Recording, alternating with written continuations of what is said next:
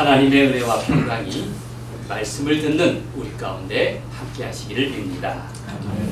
주현후 넷째 주일입니다. 큰 추위가 지나갔습니다. 저는 느끼지 못했지만 모든 분들에게 한마디씩 들었습니다. 참 추웠다고. 이젠 추위도 바닥을 쳤으니 봄이 올 것입니다. 엄동설한이 지나고 입춘도 머지않아서 어느새 다음 주일이면 입춘입니다. 제주도에는 물만홍이 아주 흔한데 한창이라고 하더군요. 물만홍은 수선화를 말합니다. 이제 온갖 봄소문이 활짝 피어날 것입니다. 제가 좋아하는 애창곡이 있습니다. 김동완 시인의 강이 풀리면이라는 노래인데요. 강이 풀리면이 어울리는 계절입니다. 제 걷기도 주제가이기도 합니다. 이런 내용입니다. 강이 풀리면 배가 오겠지. 배가 오면은 임도 오겠지. 임은 안 타도 편지야 탔겠지. 오늘도 강가서 기다리다 가노라. 임이 오시면 서름도 풀리지. 동지섣달 어떤 강물도 제못에 녹는데 왜 아니 오시나. 오늘도 강가서 기다리다 가노라. 누구에게나 소망이 있습니다. 요즘 절망의 세월을 느끼는 사람들이 많이 있다고 합니다. 어수선하고 지리한 겨울이 반드시 지나가듯 괴롭고 힘든 시절도 이 또한 지나갈 것입니다. 강이 풀리면 배가 오고 배가 오면 임이 오고 임은 안 와도 편지라도 온다는 그런 기다림으로 봄 소식을 예비합니다. 그런 따뜻한 마음을 품고 살아가는 우리가 되기를 바랍니다. 오늘 본문은 예수님의 첫 사역에 대하여 증언하고 있습니다.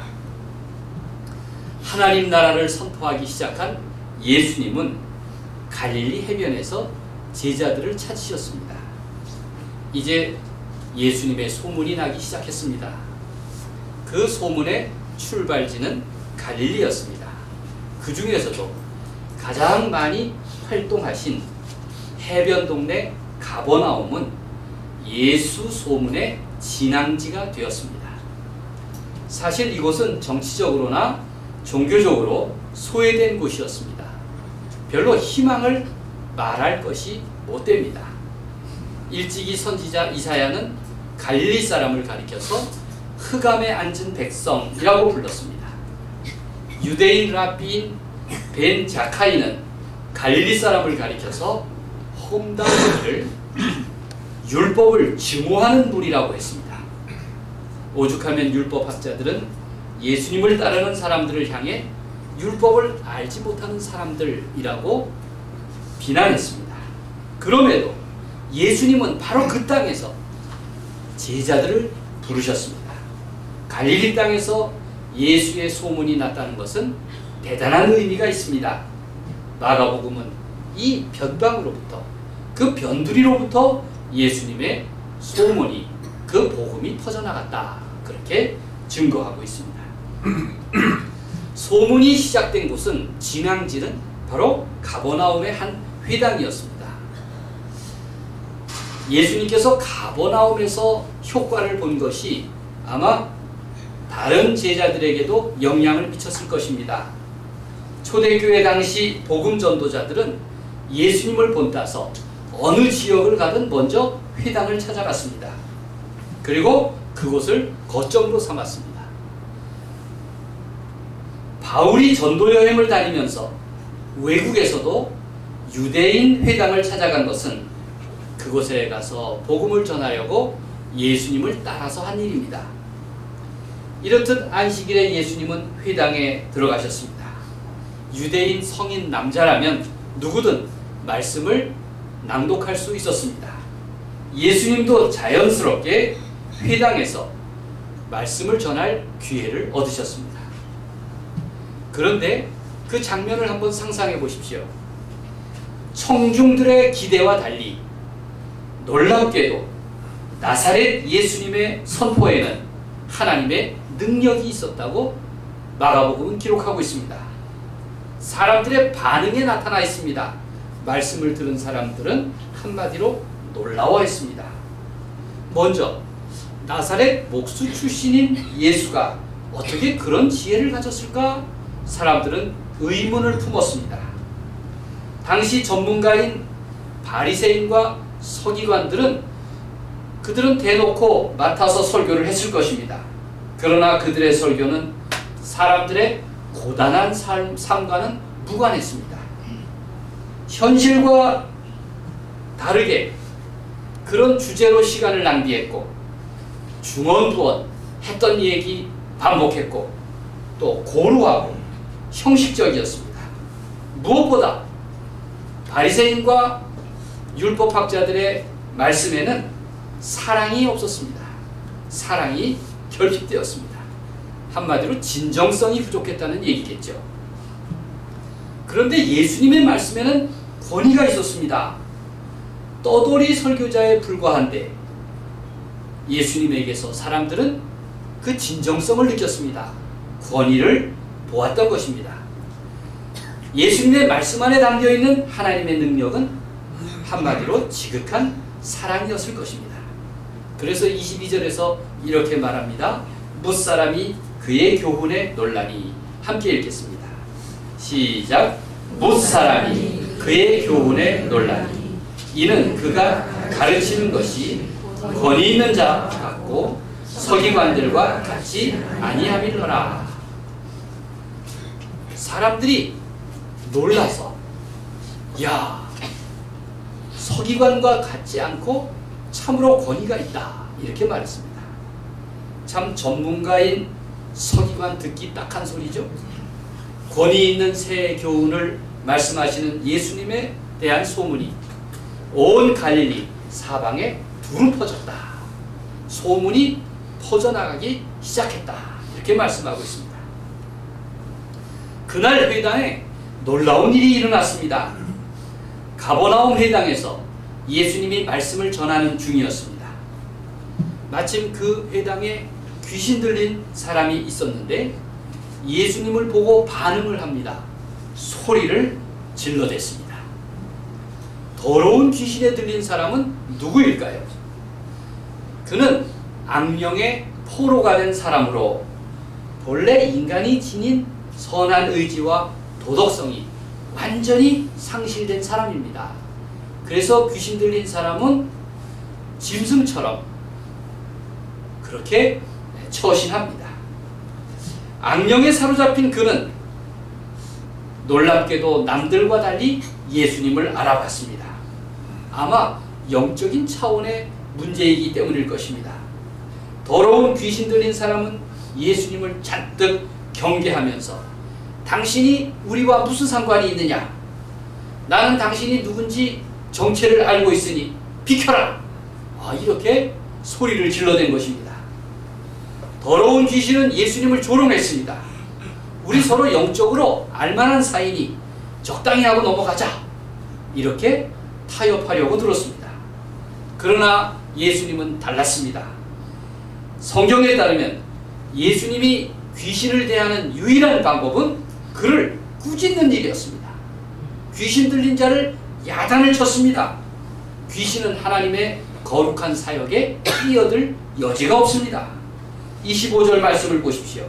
예수께서 꾸짖어 이르시되 잠잠하고 그 사람에게서 나오라 하시니. 이렇게 예수님의 방법은 당시 귀신을 쫓아내는 다른 사람들과는 달랐습니다.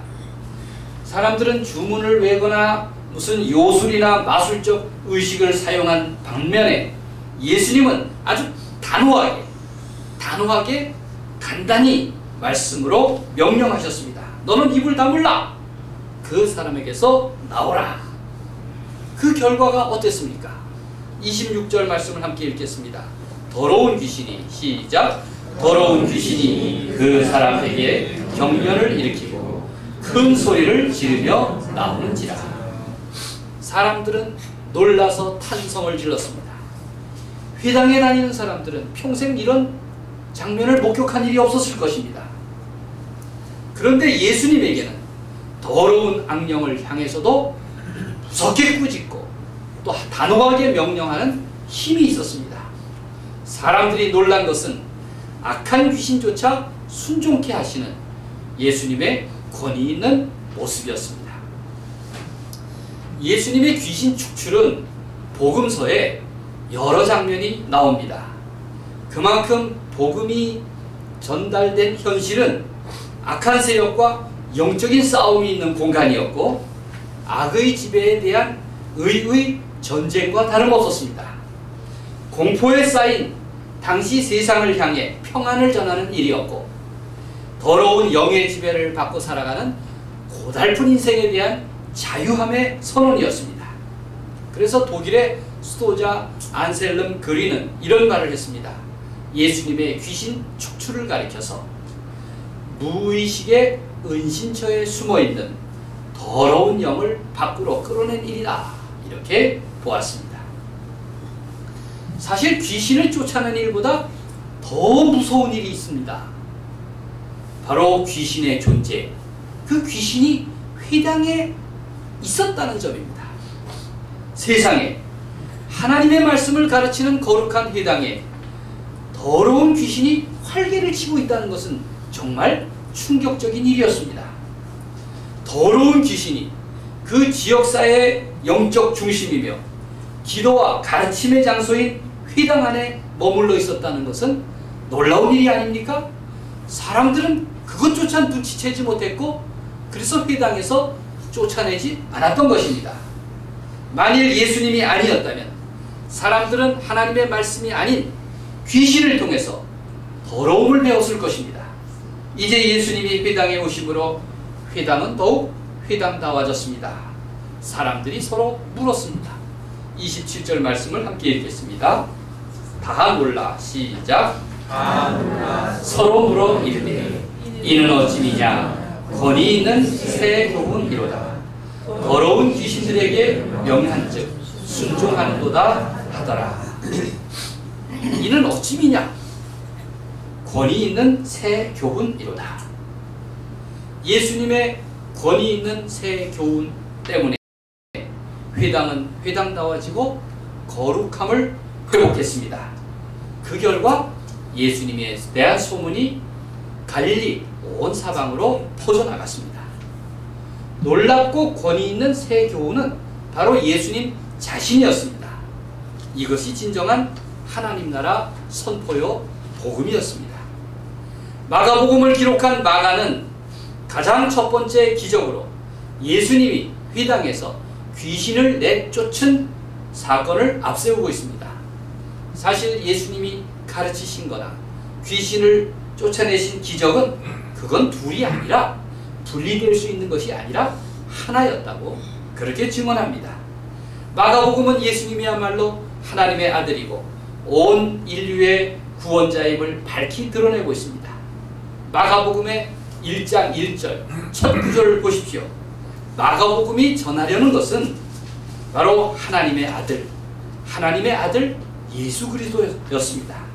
마가복음 1장 1절입니다. 하나님의 아들 예수 그리스도의 복음의 시작이라. 마가는 가버나움 회당에서 일어난 사건에 대해서 이렇게 결론을 내렸습니다. 예수의 소문이 온 갈릴리 사방에 퍼지더라. 예수님에 대한 소문이 급히 퍼져나갔던 것은 바로 권위 있는 말씀, 권위 있는 새 교훈 때문이었습니다. 22절에도 무사람이 그의 교훈에 놀라니 라고 기록하고 있고 27절에서도 이는 어찌미냐 권위 있는 새 교훈이로다 이렇게 말하고 있습니다. 예수님의 권위는 무슨 설교자의 웅변 실력이 아니었습니다.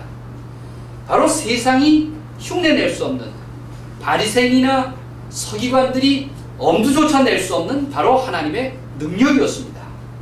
예수님의 말씀에는 바로 악을 몰아내는 능력, 아픔을 치유하는 능력, 왜곡된 진실을 바로잡는 능력, 죽음을 생명으로 바꾸는 능력이 있었습니다. 예수님의 복음에는 거룩한 하나님의 능력, 하나님의 사랑이 생생하게 살아있었습니다. 거룩하고 생명력이 있고 사람을 변화시키는 능력이 있음을 복음서를 기록한 마가는 고백하고 있는 것입니다. 마가는 누구일까요? 초대교회 역사가 히포리토스에 따르면 마가는 제사장이 될 사람인데 그것을 거부한 사람이라고 썼습니다. 마가는 본래 레위 지파 사람으로 평생 제사장으로 살기가 싫어서 스스로 손가락을 잘랐다고 합니다. 여러분, 군대 안 가려고 손가락을 잘랐다는 얘기는 들어봤지만 제사장이 되지 않으려고 손가락을 잘랐다는 얘기는 처음 듣습니다. 율법에 따르면 몸이 붉으면 제사장이 될 수가 없었습니다. 그런 마가가 마침내 예수님을 만났고 따랐습니다. 그리고 예수님을 알리고자 최초의 복음서인 마가복음의 기록자가 되었습니다. 그러니 하나님의 일을 거부하려던 사람이 가장 먼저 하나님의 역사의 증인이 되었다는 것은 아이러니입니다. 그는 예수님의 소문을 2000년이 지난 오늘 우리에게까지 전해준 가장 구체적인 당사자가 되었습니다. 마가의 인생 역시 놀라운 반전이 된 셈입니다. 제가 문수사성교회에서 처음 목회자로 일하던 1985년에 그 동네에 정신질환자가 무려 3명이나 있었습니다. 그리고 맨 처음 교회를 찾아온 사람들은 그 정신질환자의 가족들이었습니다. 사람들은 중증 정신질환자인 아들이라든지 올케라든지 그리고 아버지를 어떻게 만에 하나 고칠 수 있을까? 이런 관심 때문에 교회에 왔습니다. 그때만 해도 김포는 시골이었습니다. 지금은 김포시를 서울에 편입하느니 마느니 정신나간 소리들을 하고 있지만 당시 김포 우리 동네는 초저녁이면 대남방송, 대북방송 왕왕거리고 통금이 여전히 존재하던 곳이었습니다. 그러니 동네마다 사는 정신질환자들은 사람들의 일상생활에 잠재적인 위협이었습니다. 저도 여러분 믿고 들으십시오. 죽을 고비를 2번이나 넘겼습니다. 주일 예배 직후에 저보고 나가라고 무거운 돌을 들고 죽이겠다고 찾아왔습니다. 이 동네에서 교회는 빨리 나가라는 거죠. 또 한밤중에 꽃괭이로 교회 연문을 부쉈습니다. 제가 잠자는 곳과 불과 3m 정도나 될까 말까한 거리였습니다. 그만큼 일상생활에 위협적인 존재가 됐고 목회자인 저는 그 최전선에 있었다. 그렇게 말해도 과언은 아닙니다. 전통사회는 그 두려움을 이기려고 집집마다 온갖 무속신앙에 따른 미신과 우상들을 곳곳에 묻어두고 살았습니다. 어떻게 교회가 생기자마자 마을 사람들은 그 정신질환자의 가족들은 교회에 올 생각을 했을까? 제가 지금도 의문입니다. 도대체 귀신을 쫓아내신 2000년 전 예수님 사건을 그들은 누구에게 들었을까? 갈릴리 온 사방으로 소문이 퍼진 게 2000년 전 일인데 어떻게 요즘 그들에게도 그 소문이 들려서 그들이 교회를 찾아오려고 했을까? 문제가 있었습니다. 문제는 젊은 전도사가 너무 무능력했다는 사실입니다. 더 큰 문제가 있었는데 신학교에서 귀신 쫓아내는 법을 배우지 못했다는 사실입니다. 초짜 전도사들이 시골로 목회를 나가면 이런저런 겪을 수 있는 사례들이 있었을 텐데 어떤 임상적 대처 방법도 가르쳐주질 않았습니다. 요즘은 목회 상담인이 임상 경험을 공부합니다만 그런데 우리 시절에는 전도사가 할 수 있는 방법이 없었습니다. 다만 나이 드신 선배들이 이런 경우에는 이렇게 해. 너에게 겁을 주면 절대 겁을 먹으면 안 돼. 눈이 마주치면 절대 피하지 마라. 응? 배짱 있게 아주 그냥 응? 예, 대하는 사람의 생각뿐이었습니다. 저는 전도사로서 내가 할 수 있는 유일한 방법이 있었는데 그것은 바로 나사렛 예수를 의지하는 일이었습니다. 아무것도 인간적인 방법이 뭐로 쓸 수 있는 수단이 없었는데 오직 내가 할 수 있는 방법, 주님 나를 도와주십시오. 저를 좀 도와주십시오. 나사렛 예수 그리스도의 이름, 그 이름에 의지하는 수밖에 없었습니다. 저는 그때 깨달았습니다. 예수님 시절에도 그리고 지금 우리 시대에도 그 능력과 은총의 힘을 의지할 수 있다. 믿습니까? 아멘. 예수님 시절에도 그리고 우리 시절에도 그 능력과 은총의 힘을 우리는 분명히 의지할 수 있는 것입니다. 복음 전도자들은 이러한 예수 소문을 팔러 다니는 사람들입니다. 예수님 당시 예수님에 대한 소문은 크게 네 가지였습니다. 첫째는 그분은 랍비다. 바로 교사로서의 예수였습니다. 두 번째로 그분은 아멘이다. 바로 예언자로서의 예수님이었습니다. 셋째로 그분은 메시아다. 그리스도로서의 예수님이었습니다. 그리고 넷째로 그분은 마르, 즉 주님, 주님으로서의 예수였습니다. 여러분에게 예수님은 누구십니까? 랍비, 아멘, 메시아, 마르. 이 모두일 것입니다. 사람들은 저마다 자기에게 필요한 예수님을 찾고 구합니다. 중요한 것은 예수님을 만나서 변하게 된 나 자신입니다. 여기에서 새로움은 질적으로 바뀌는 그러한 새로움 그 자체일 것입니다.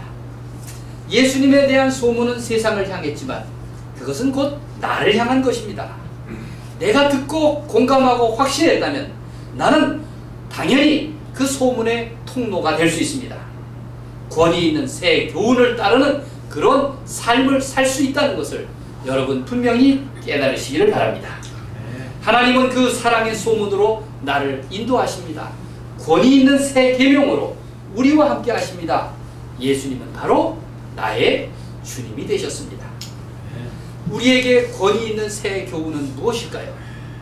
여러분들은 어떤 봄 소식을 기다리십니까? 여전히 사람들은 건강을 구하고 또 자유로운 삶을 구하고 화목한 가정을 구합니다. 조금 더 눈을 키우면 민주주의를 구하고 정의와 평화를 구하고 따뜻한 공동체를 구합니다.